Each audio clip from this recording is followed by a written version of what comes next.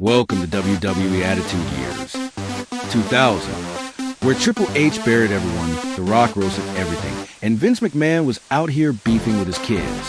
TLC got brutal. The Radicals bailed on WCW, and nothing made sense, but we loved every second. Hop into our time machine, and let's get uncensored. What is up, everybody? You are checking out the Uncensored Pro Wrestling Podcast. I'm your host, the Hot Commodity ENC. And I'm here too. Joined by my own Hot Commodity. As we get ready to jump into our created time machine and travel back to the new millennium, covering Attitude Years Season 3. We're covering WWF Raw is War from September 18th, 2000, live in Chicago, Illinois. This is the last Raw to take place on the USA Network until the year 2005. They're going to be going to TNN next week. And I remember I was like, do we have that channel? Because I was like 8 or 7 by the time. I think I was still 7 when this was going on. But I was excited to see, the change in Raw.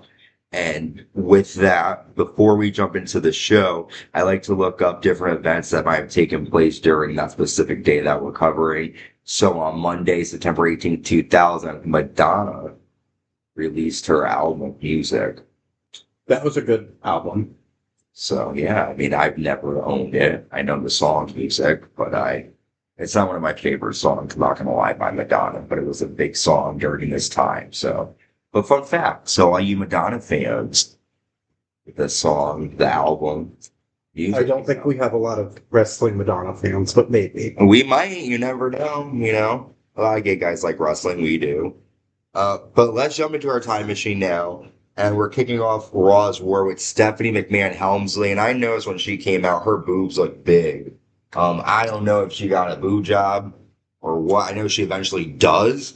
But I don't know if it's this early on in her, WWE career, but her boobs look pretty perky tonight. No, she was having a good tit night. She was. So Stephanie comes out and she says, I'm out here to put an end to something. Men have vied for my affection all my life, but this has gone on too far. My life changed in November 1999. That wasn't a good month for Stone Cold Steve Austin. But I had nothing to do with him getting run over at Survivor Series. I married Triple H in November, and my good friend Kurt Angle also made his debut. Only 10 months later, what's going on between my husband and friend is a brutal mess. I'm asking for Mick Foley to cancel the match for Unforgiven, because if this continues, I will be unhappy, and nobody wants to see me unhappy. So then Kurt Angle comes out. And Angle says, I admire your courage, but this match has to happen because if I don't teach Triple H a lesson, you're going to be a lot unhappier. Even when I debuted, I knew Triple H was a bad guy. You must have lost your memory, so I have some footage for you. So Kurt Angle shows footage of Triple H beating the shit out of Stephanie McMahon Helmsley by accident, their arguments, him accidentally elbowing her, and, Kurt Angle says after that, I'm sorry I had to show you that. Triple H has to be the most pathetic excuse of a human I've known. Just say the word, Steph, and I'll walk out of here. So he's putting it on Stephanie, right? So then Triple H comes out, and Triple H says, Kurt, you must think I'm an idiot. You put together a package. I started to watch the video and thought to myself, maybe I was wrong about Kurt Angle. Maybe it's all a misunderstanding. You are a 30-year-old prime of your life physical specimen. You are a stud.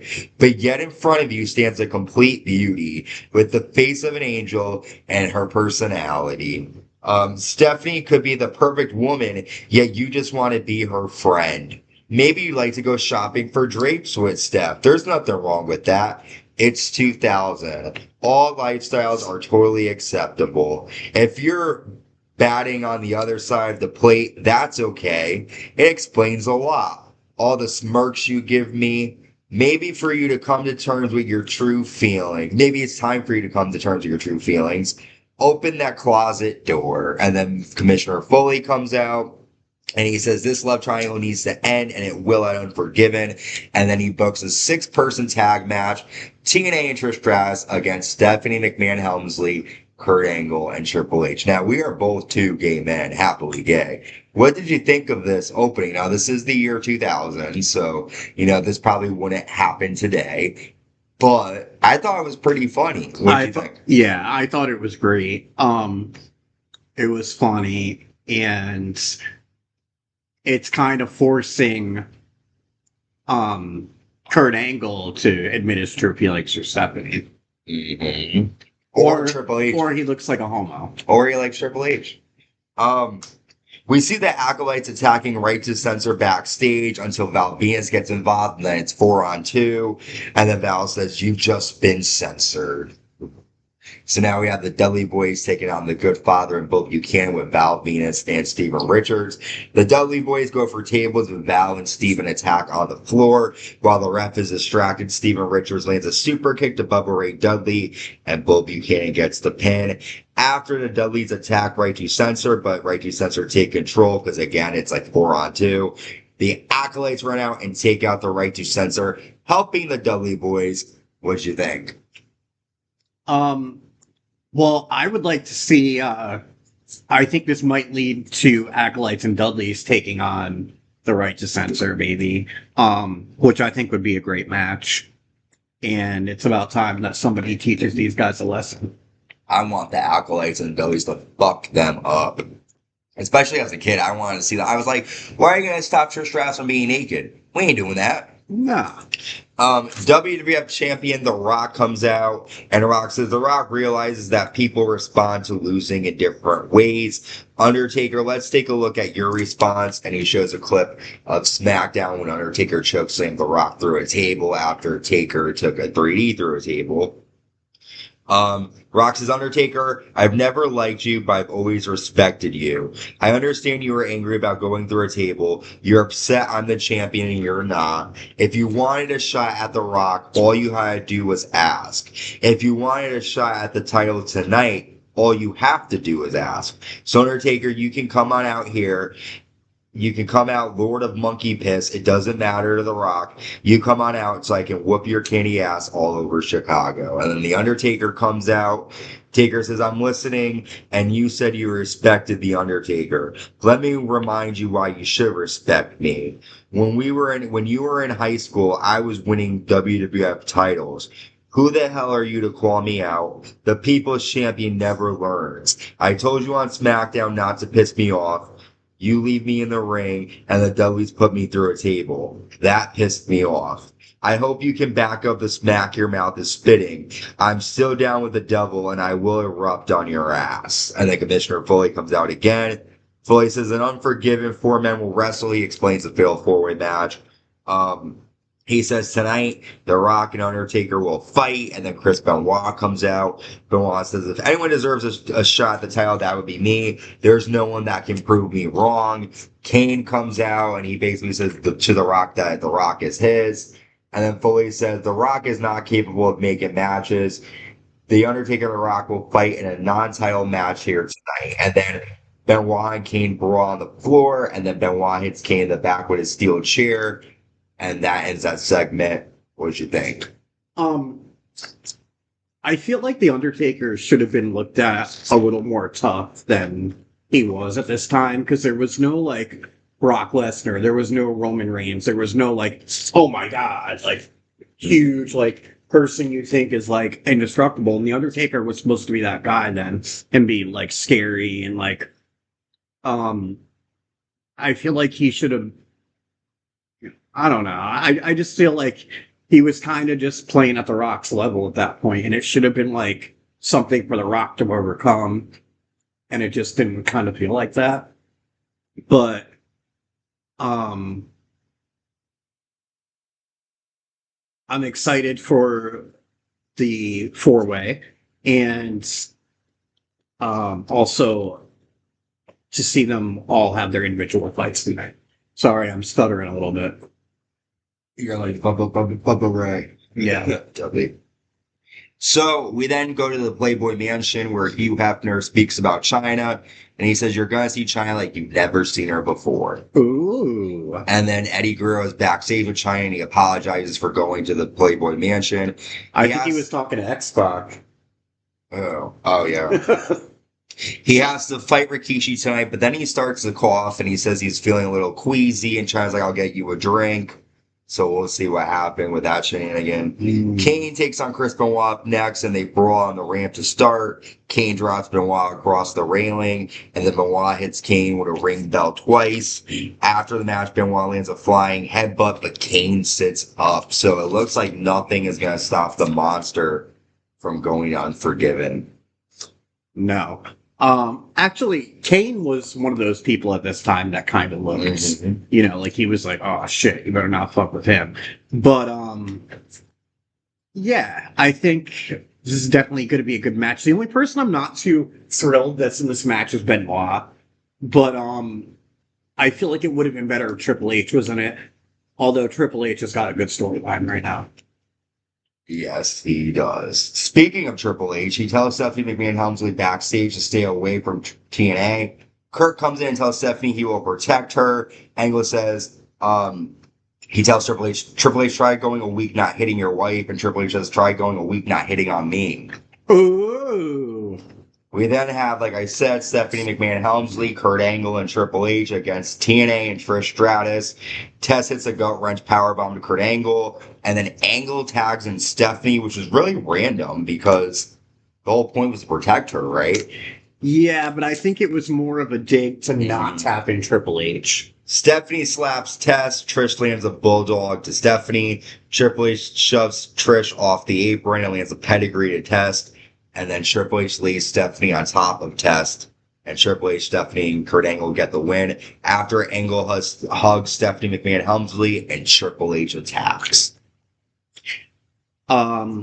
Stephanie got the win. Yeah, Stephanie got the win, but at an account of getting her ass knocked out. And, even though Stephanie slapped Andrew Tess, he still kind of looked like a punk for going after her. Yeah. But Triple H did get his hands on Trish, and he shoved her right off the ring. So terrible. Thank you, Trish. Thank you, Trish. Eddie Guerrero has a blanket backstage and says he's sick, so China will fill in for him tonight to take on Rikishi. Taz comes out and he kicks out Lillian Garcia, and he's going to be ring announcing. He's going to be fighting Jerry the King Lawler Unforgiven in a strap match. However, the King and Taz cannot put hands on each other until the event. So we now have China and Rikishi. Eddie Guerrero comes out with a blanket and he's coughing, acting like he's really sick. Rikishi attacks Eddie on the floor and tosses him into the ring steps. Rikishi goes to give Eddie a stink face, but China punches Rikishi. Eddie then sprays mace in Rikishi's eyes again. China's upset with Eddie and she goes to check on Rikishi, and Rikishi hits her with a Samoan drop. And then Rikishi calls on Eddie to come in the ring. Eddie doesn't. He watches, and Rikishi hits the easiest bonsai drop on China I've ever seen. And Eddie is freaking out. And we know Unforgiven Rikishi will take on Eddie Guerrero for the Intercontinental title. But what do you think China's going to do? She took a bonsai drop. Well, I'm interested to see, because I think even though she took the bonsai drop, I think she knows that they kind of deserve it. And China's been kind of turning her back on all her friends for Eddie. And I think it's time China makes a choice. The ninth wonder of the world needs to choose. Stephen William Regal is in the ring, and he says he is the goodwill ambassador for the WWF. He says you don't have time to learn manners, and proper dining etiquette is important. So he sits at a table and he talks about, how to use your handkerchief, how to do all this bullshit. And then Chris Jericho comes out.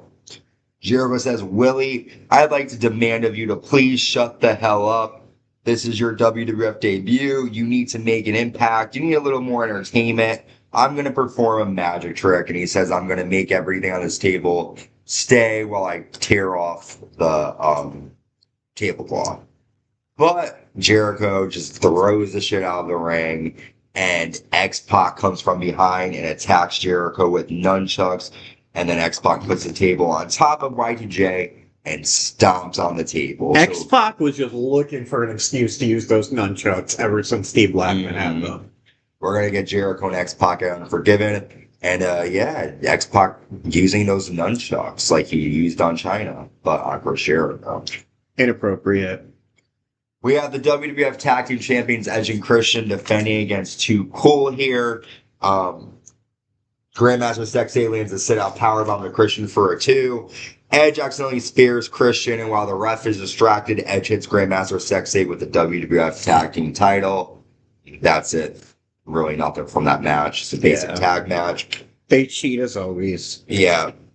And this is interesting. Mick Foley comes out and he says, "We are being ignored by George W. Bush and Al Gore. They were doing the SmackDown Your Vote. They were to get people to sign up to vote. And they wanted to have George W. Bush and Al Gore show up on SmackDown and do a debate. However, they ignored WWE. So Mick Foley's like, do the right thing. You didn't acknowledge the SmackDown challenge. You should forget about your deals and do the right thing. Have a nice day."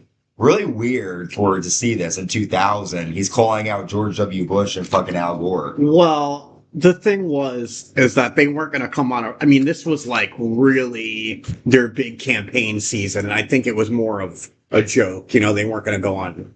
They were really calling on them. I mean, look, when it was at the DNCs, The Rock this is a real thing. They were able to register a bunch of people. Yeah. They were even putting it up on a... They said they registered like 10,000 people, but I don't think there was really... They were promoting it. Like, they had the whole...